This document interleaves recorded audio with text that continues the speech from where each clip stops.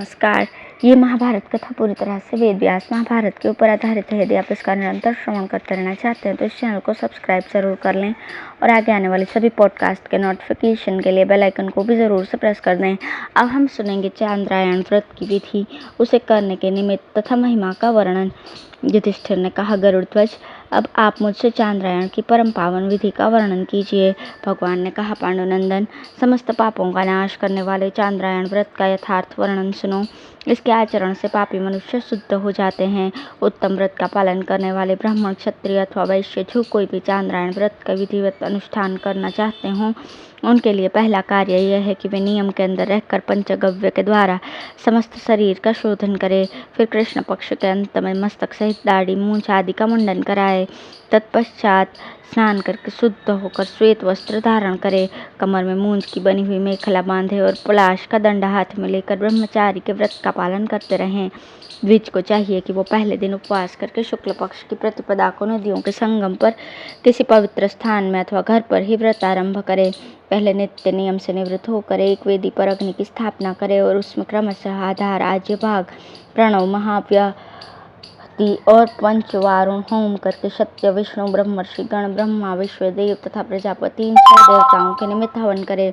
अंत में प्रायश्चित होम करके हवन का कार्य समाप्त करे।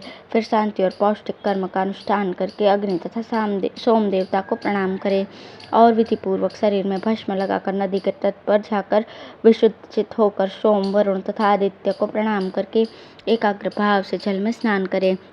इसके पश्चात बाहर निकलकर आचमन करने के पश्चात पूर्वाभिमुख होकर बैठे और प्राणायाम करके कुश की पावित्री से अपने शरीर का आंचन करे।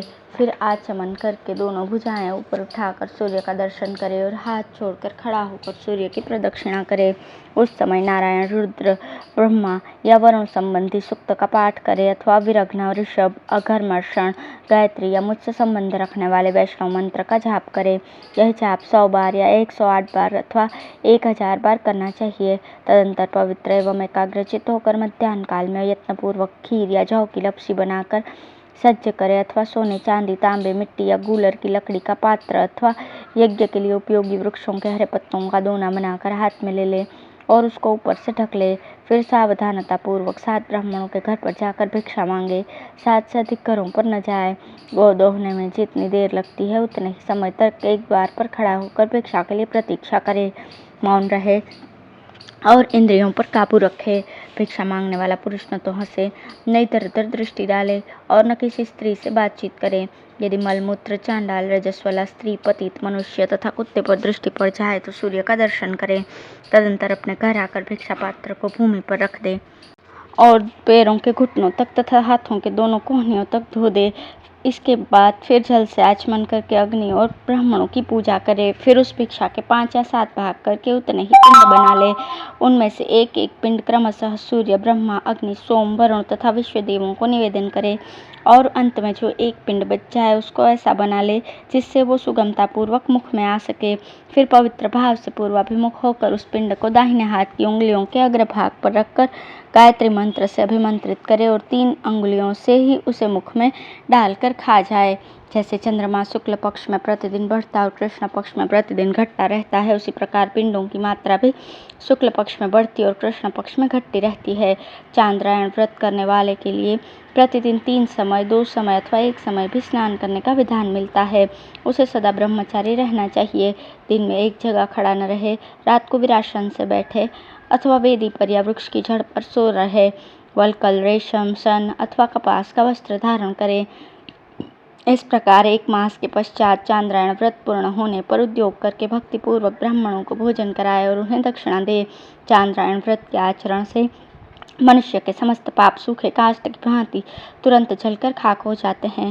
ब्रह्म हत्या, गौ हत्या, सुवर्ण की चोरी, भ्रूण हत्या, मदिरापान और गुरु स्त्री गमन आदि जितने भी पाप या पातक होते हैं वे चांद्रायण व्रत से उसी प्रकार नष्ट हो जाते हैं जैसे हवा के वेग से धूल उड़ जाती है।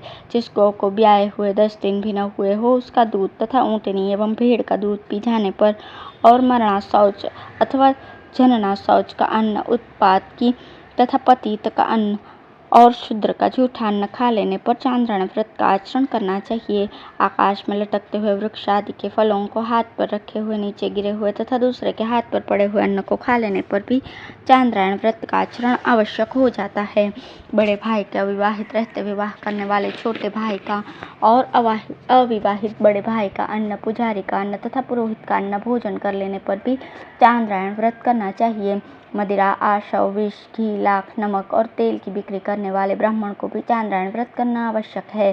जो द्विज अधिक मनुष्यों की भीड़ में भोजन करता तथा फूटे बर्तनों में खाता है, जो उपनयन संस्कार से रहित बालक, कन्या और स्त्री के साथ भोजन करता है तथा जो मोहवश अपना जूठा दूसरे के भोजन में मिला देता अथवा दूसरे को देता है, उस ब्राह्मण को भी चांद्रायण व्रत का आचरण करना चाहिए।